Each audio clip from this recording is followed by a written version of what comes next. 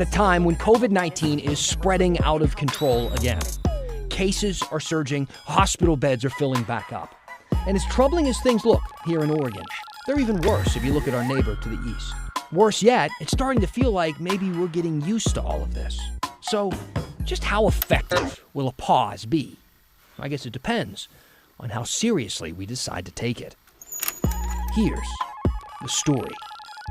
And I'm Dan Haggerty. Hi, welcome to The Story. You can see our contact information on your screen right now. Use that hashtag HeyDan on Twitter. You can email us at thestory@kgw.com. It's a pretty good time to reach out to us, too, because, folks, we need to talk. Now, before we jump into the big story tonight, let me paint a little picture for you. All right, let me spin a yarn. Let's say you're in a relationship. You're married, you're dating, boyfriend, girlfriend, doesn't really matter. But you get into a fight and you disagree over something. And your partner says, I think we need to take a break. They turn around, they storm out of the door. My question is, how do you handle that? You know, what does it mean to you? Do you just shrug your shoulders, watch some Netflix, pretend nothing happened? Life is normal. Or does it mean your relationship is in some trouble? It's on the rocks. You need to start putting in some work to fix things, unless that break turns into something worse. Well, tomorrow, 9 counties in Oregon enter their 2-week pause or break, or whatever you want to call it, to deal with a dangerous spike in COVID-19 cases. Now, when Governor Brown announced that she didn't turn around and storm out of the room and slam the door, she didn't need to. She didn't need those kind of dramatics. The facts are scarier. More people are getting sick. More people are getting trapped in hospital beds, away from their families and fighting for their lives alone. More people are dying, and we need to seriously check in on this relationship. We're 10 months in. We've done pretty well in some regards, haven't we? But we've also gotten a little lazy. Now, I don't think there are many of us out there who can say that they haven't dropped their guard just a little bit, and it's showing. And now we've had to have the talk and take a pause. And if we don't take it seriously, it may turn into something much worse. Let's get to the big story. Our big story tonight is that very break, one mandated by Oregon's governor, one that begins tomorrow and ends literally the day before Thanksgiving. What does it mean? Will it work? What happens if it doesn't? Here's Maggie Vespa. We all know that COVID-19 cases are surging across Oregon.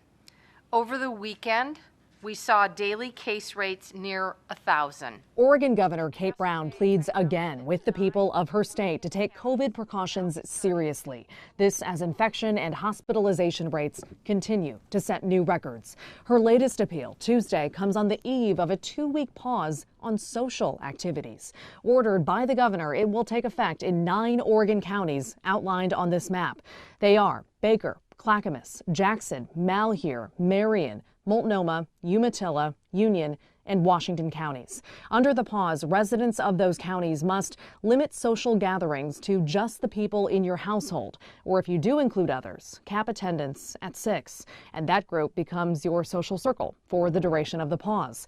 They must also cut restaurant capacity indoors to 50, including employees, and do the same at gyms, pools, and bowling alleys. Finally, they must stop visiting long-term care facilities. The rules kick in Wednesday, and they expire the day before Thanksgiving. That's 2 full weeks. We call it like pumping the brakes. Multnomah County Health Officer Dr. Jennifer Vines. The reason for the 14 days is that basically means anyone who's been exposed to the coronavirus, which is, we know, is spreading quickly and spread is accelerating. Within those 14 days, if you essentially stay home to your household, that's essentially like having everybody quarantined. Dr. Vines adds there are several reasons for pausing now. Infection rates are already rising, and this is just the start of winter.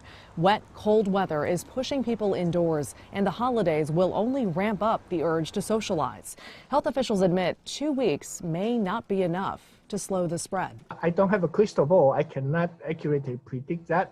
Dr. Junwei Chi is an epidemiologist with Oregon State University. He notes the tactic of a 2-week pause is common. Utah is doing the same thing this week in conjunction with its mask mandate. But long term, Dr. Chi wishes Oregon and the U.S. would take more cues from other countries who have a better handle on the virus. One example, he thinks officials should be doing more to help businesses stay open safely. OSHA put out workplace rules this week. That should have come months earlier, Chi says. But they need to do information dissemination, and sometimes training, and on top of that, inspection or supervision. For now, officials hope Oregonians covered by the pause follow it, and they hope everyone wears a mask. Okay, Maggie Vespa joining us now. And Maggie, I want to talk a little bit about the effects that this could have on the progress we've made in our phases of reopening, because if numbers get really bad, I imagine those phases could roll back. They could, and officials would say, look, this is why we're having the 2-week pause. We don't want that to happen. But absolutely, if this doesn't do it, if this doesn't do enough, feasibly counties could go backwards in that 3-phase plan. One already has. Back in June, Umatilla County went backwards from phase 2 to phase 1, and that's far fewer people allowed in restaurants and other businesses, and social gatherings capped at 25. So again, that decision is made county by county. But yeah, if this pause doesn't work, that is feasible. That's kind of on the table. You know, and since the onset of this virus, the medical experts have been saying expect the spike around this time. And here we are seeing the spike. You know, a part of me and some of the people I talk to are fearful of a rollback that takes us back to square one. You know, when we kicked off the closing and everybody kind of staying at home and the fear that was around that, is that a possibility as well? Yeah, like a total shutdown. No one that we heard from today talked about a shutdown. No one mentioned that, and no one told us that they're thinking about that at this moment. There was also kind of an interesting counter argument to that was brought up by Dr. Jennifer Vines, who you saw in our piece. And she said, you know, a lot of health officials are also taking into account as we go into the winter and everybody can only socialize indoors, you don't want to remove that, which is their only option, and then force them into socializing in their homes and kind of doing it in secret, because the homes are the places where there are no state regulations. There are no caps on the number of people allowed in a space and how safe that space is and the hygiene requirements and that kind of thing. So she said, people are going to socialize, and we would almost rather have them do it in regulated spaces. So they're just trying to kind of balance sort of those two arguments. But again, no one that we heard from today mentioned the possibility of another shutdown. That's an interesting argument I haven't considered. Yeah. Thanks, Maggie. Good stuff. Sure. A 9-county 2-week pause starts tomorrow, but keeping track of all of Oregon's COVID-19 restrictions is harder than keeping track of all the characters in Game of Thrones or whatever people are watching nowadays. So how did we get here? Well, Governor Kate Brown first announced a state of emergency way back on March 8th. You remember March, right? The longest month of our lives. It probably felt that way because in that 1 month, Oregon prohibited gatherings of 25 people. The U.S. declared a national emergency. Non-urgent healthcare procedures were banned, and the state of Oregon and city of Portland went back and forth between urging people to stay inside and demanding it outright. Until March 23rd, when the first stay-at-home order was issued. Yeah, March was an eventful month. On April 8th, schools were closed through summer. Oh yeah, and remember that executive order signed in March? It was supposed to last through May 7th. Supposed to. Because on May 4th, the governor decided we still needed it. So she extended it through the beginning of July. And then in June, extended it through September. And then in September, extended it through November. I'm hoping you're starting to pick up the pattern here. And now it's set to expire at the beginning of next year. What I'm saying is, I'm not exactly holding my breath that we're anywhere close to being done with COVID or the restrictions that come with it. This all brings us to tomorrow, November 11th, when Governor Brown's 2-week pause begins. It affects the 9 counties at the most risk of COVID-19. And that's how we got here. Whew. And we have heard from hundreds of you on Facebook with questions about these new rules. So here's Kristen Severance with some answers. We took some of your most common questions to Dr. Jennifer Vines, who you heard from earlier in Maggie's story. So let's get you some answers here. Joshua asks, do you see bars and restaurants being asked to close again if our case numbers don't go down during this 2-week period? Really, that's up to Governor Kate Brown. Dr. Vines did say the tough part about this, though, from a public health standpoint, is if you take away the option to dine safely, either in outdoor areas or inside with limited seating, you could push people people to congregate inside homes where they really are seeing a problem. All right, next question here. It's from Marielle. She said, do you think food and drink consumption possibly contributes to the spread of COVID-19? So according to Dr. Vines, she said yes. So you are inside, close contact around a table that's shared airspace. You're eating. You obviously can't wear a mask. You are at risk of swapping droplets. She said that's why they ask people to really keep your group to no more than 6 people, or best case scenario, limit to just your household. And then last question, we get this every time there is a rule change regarding COVID in Oregon or Washington. What about going to mass or church services? And thank you, Ann, for that question. The answer here, yes. During this 2-week pause, you are allowed to go to faith gatherings. Health officials said they will be working with church leaders to make sure that people stay safe. Do you have a question, about this 2-week pause, what you can or cannot do? Use the hashtag HeyDan. We will do our very best to get you an answer. When the story continues, things are getting worse here in the state of Oregon when it comes to COVID, but we'll explain why it may be even more worse for our neighbors to the east. But will that affect us? And Portland's gun violence reduction team is gone, but the mayor says it's not forgotten. Absolutely, it already is back.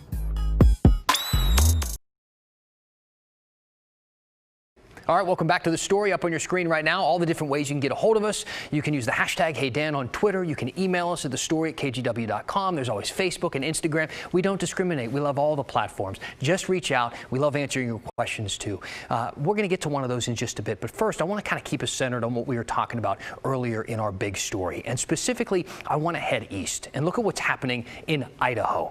Because if what we're seeing in Oregon is bad right now, Idaho is way worse. Recently, Idaho health officials have reported more than 1,400 cases of COVID there in just a single day. Not only is that way more than Oregon has ever seen in a 24-hour period, but Idaho has like nearly 2.5 million fewer people than we have here, and that's a lot of people.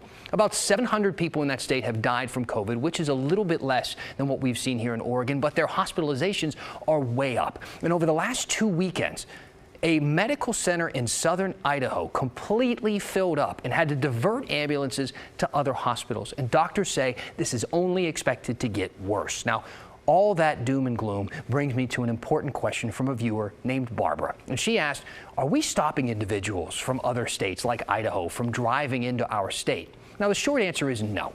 There's no checkpoint at the state lines. There's nothing like that. Nobody's being turned around. A bunch of people, in fact, cross the Oregon-Idaho border every single day for work and for a lot of other reasons, and there hasn't been any talk of stopping people from being able to do that.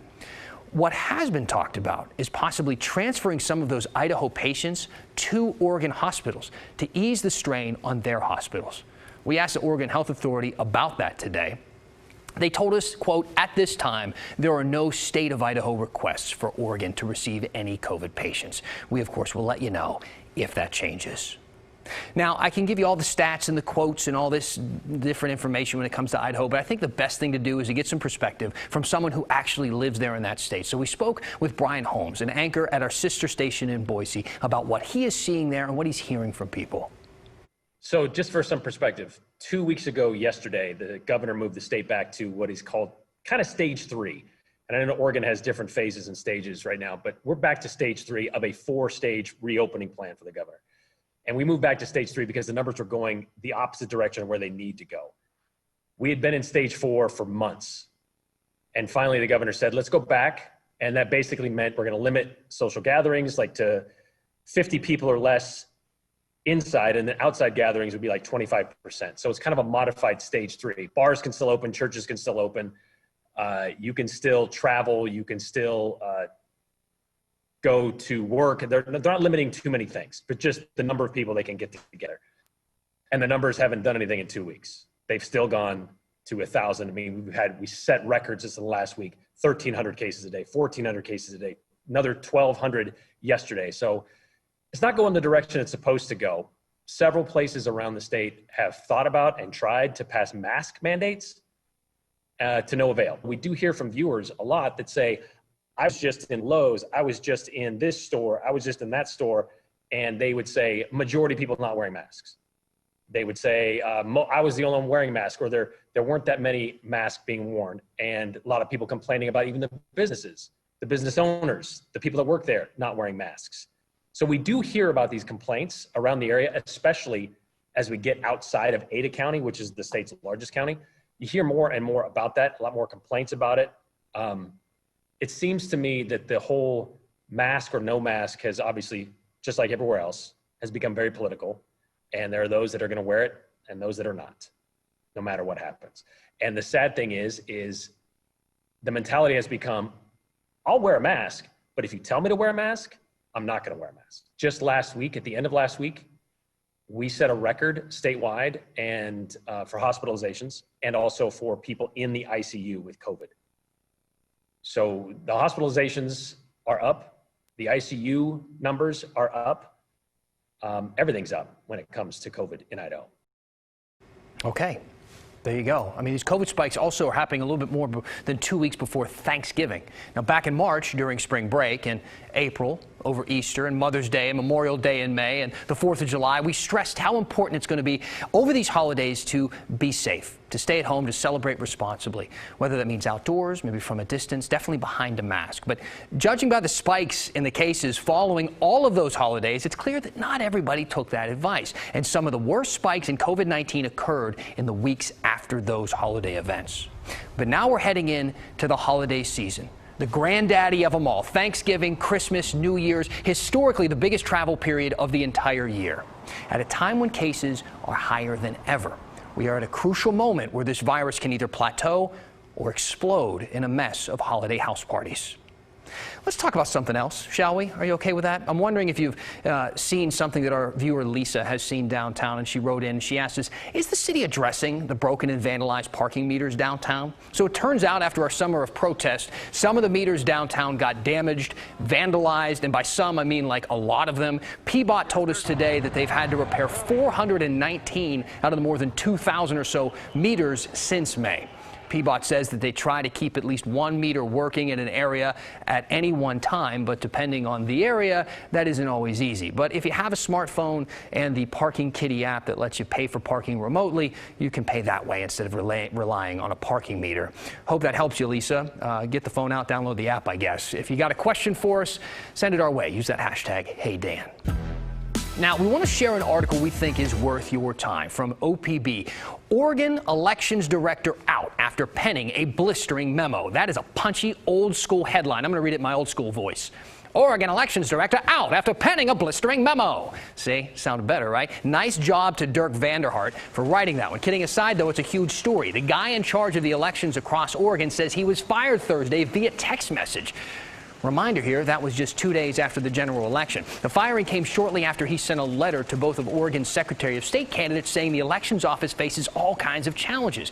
He wrote that the office suffers from, quote, a lack of strategic vision and plans for the agency and staff are not focused due to the lack of vision and leadership. And he added to both candidates, I don't want you to be surprised if you hear I'm interviewing for new jobs. The rest of the story is free to read. You can find it right now at opb.org. Check it out because we think it's worth your time.